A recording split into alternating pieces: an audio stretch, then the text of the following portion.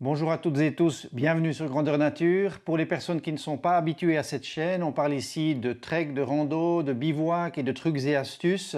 N'oubliez pas de vous abonner pour être mis au courant de toutes les vidéos qui sortent, c'est au minimum une par semaine. On va aujourd'hui continuer la série des nœuds, différents nœuds utiles, que ce soit à la maison ou en bivouac ou dans vos randonnées. Je vous mets les liens sous la vidéo pour toutes les autres vidéos qui concernent la série des nœuds. Aujourd'hui, j'aimerais vous montrer le nœud de 8 et le nœud de 8 tressé ou le nœud de 8 double. Bien qu'ils aient des utilisations différentes, j'ai tenu à regrouper ces deux nœuds 8 simple et 8 double dans la même vidéo parce qu'ils partent de la même base qui est le nœud de 8.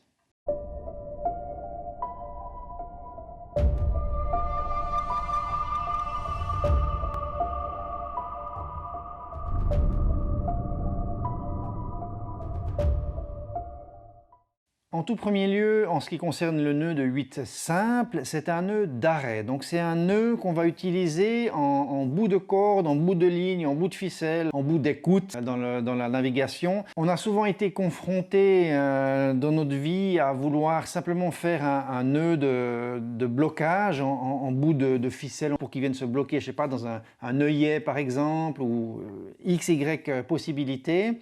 Souvent, ce qu'on fait, c'est qu'on fait un simple nœud comme ça, hein, un tour-tac, on tire. Alors, ça marche, hein, ça fait un nœud d'arrêt, on est bien d'accord. Dans les utilisations, il y a aussi, par exemple, quand on tire sur une corde puis qu'on veut une retenue ici. Simplement, ce nœud comme ça qu'on a tendance à faire, il est vite serré et puis il peut être très difficile à défaire aussi. Et puis surtout, il n'est pas finalement si gros que ça dans la ligne. Donc on aimerait souvent en faire un peu plus, donc on refait un espèce de deuxième nœud par-dessus, puis ça fait un espèce de chenille comme ça, puis c'est assez difficile à défaire. Il y a donc un nœud fait pour celui-là, ça s'appelle le nœud de 8, donc c'est un nœud relativement facile à réaliser, qui donne une figure 8 comme ça, et puis lui qui va faire un très bon arrêt parce qu'il fait une plus grosse surface, hein, il y a quelque chose de plus gros, disons, dans cet arrêt, et surtout ensuite il est plus facile à défaire. Donc voilà un nœud de 8 qui est venu après en tension, hein. Mais disons si on le regarde plus à plat, moins serré on va dire, donc on a un passage comme celui-là, et on revient dans la boucle ici. Voilà un nœud de 8. On doit toujours penser dans le nœud de 8 d'arrêt ou le nœud de 8 double à laisser pas mal de mou. Là c'est un peu limite, c'est une vieille corde en chanvre, donc c'est non plus pas super pour une démonstration alpinisme, quoi qu'il montait avec ce genre de choses sur le Cervin et compagnie à l'époque. Mais on laisse en général un bout de mou pour être sûr qu'on n'ait pas une glissade ou quelque chose qui se passe. On va le voir bien sûr de plus près, hein, dans un autre angle par-dessus, je vais vous montrer bien comment le réaliser. On va donc pratiquer le nœud de 8 comme nœud d'arrêt en bout d'écoute, de ligne, de corde, etc.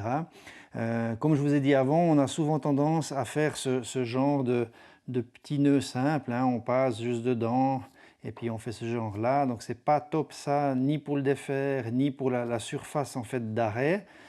Pour faire un nœud plus correct, on utilise le nœud de 8. Donc pour faire un nœud de 8, c'est assez simple. Vous allez réaliser d'abord une première ganse, vous allez passer par-dessus, vous revenez par le dessous, puis vous re-rentrez de nouveau, hein. On voit bien cette espèce de forme de 8. Donc là, vous avez un nœud de 8 qui est correctement réalisé. Souvent, je le fais aussi simplement en l'air en une fois, hein. Ça veut dire je vais tenir comme ça ma ganse, je passe derrière et je reviens directement ici dedans, avec une main en fait. Après, avec l'habitude, vous arrivez assez facilement à vous débrouiller pour trouver des choses assez rapidement faites.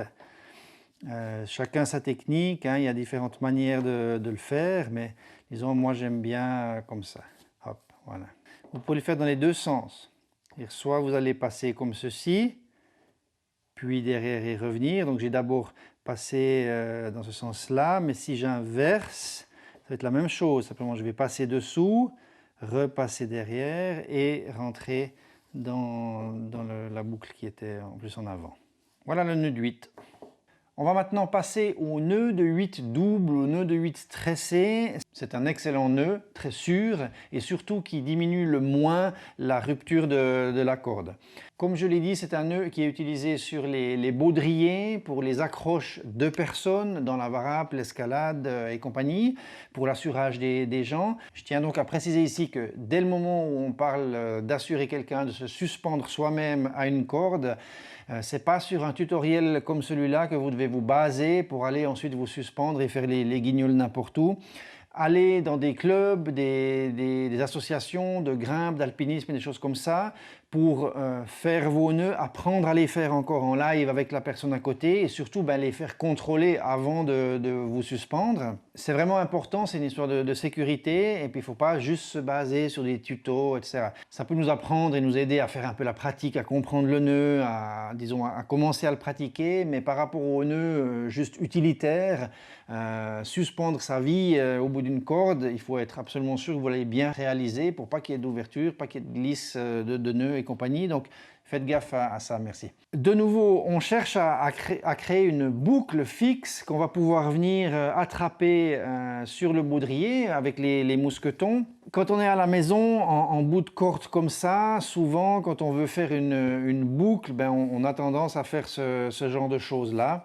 Ça donne des nœuds sûrs, hein, ça c'est solide. Le seul problème, c'est que mise en tension, c'est extrêmement difficile de le défaire après, hein, c'est vraiment compliqué. Et puis une deuxième chose, c'est qu'il y a un seul passage, une seule boucle, donc voilà, on n'a quand même pas tout à fait la même résistance et la même répartition des forces que sur le nœud de 8 double. On va voir maintenant le nœud de 8 double plutôt que ce genre de choses-là. Il y a plusieurs manières de faire le nœud de 8 double. Voilà. Voici un nœud de 8 double réalisé sur cette corde. Donc vous voyez que j'ai laissé beaucoup ici de mou.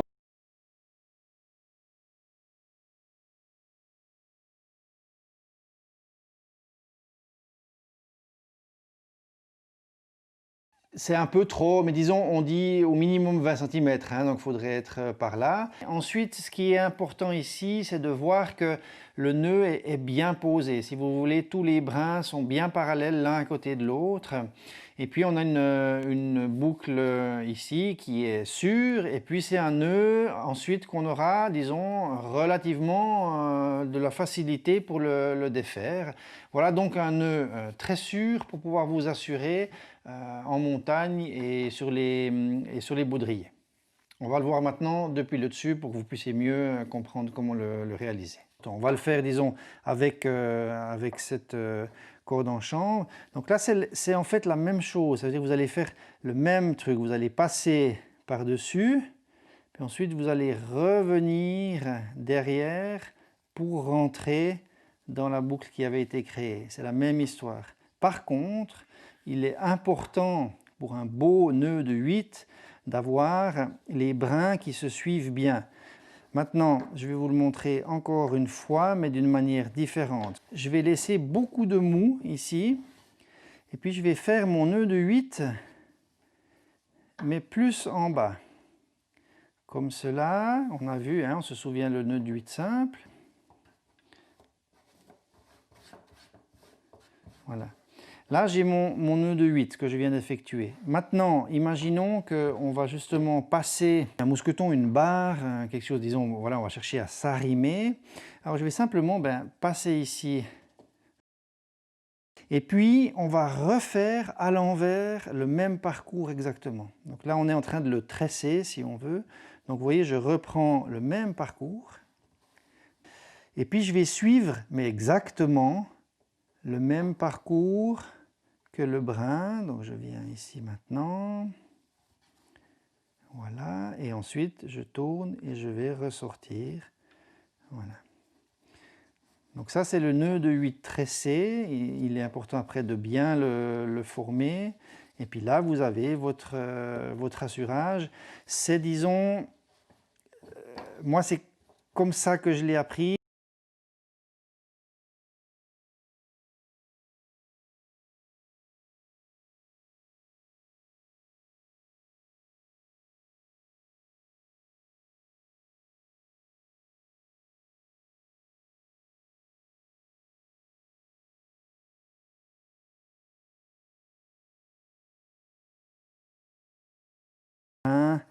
soient bien parallèles, pas qu'on ait des différences. Voilà, là c'est quelque chose de propre, ça veut dire qu'on a vraiment un 8 qui est bien fait, double, avec assez de mou ici sur la fin, et puis surtout des brins qui sont bien les uns à côté des autres, toujours, hein, parallèles, en paire. Ça c'est un nœud très propre, et puis c'est quelque chose qui est sûr, qui ne va pas se défaire, même en le secouant, etc. Et puis qui permet de relativement facilement ensuite le démonter, hein, en pliant comme ça. Il se défait, mais il n'y a pas de souci, hein. Puis une fois qu'il est bien préparé, bien serré, c'est quelque chose de très propre et c'est un nœud très très sûr qui vous permet d'avoir une boucle fixe, non coulissante, en bout de ligne. Voilà, j'espère que cette description et cette démonstration de nœud vous a plu. N'hésitez pas à vous abonner à la chaîne, n'oubliez pas de mettre le petit pouce bleu, et puis surtout on se revoit tout bientôt, il y a une vidéo par semaine au minimum. Surtout prudence, n'oubliez pas votre sécurité, c'est-à-dire allez voir des professionnels pour confirmer et contrôler vos nœuds avant de vous suspendre. Faites pas les guignols, prudence et à la prochaine. Ciao, bye bye.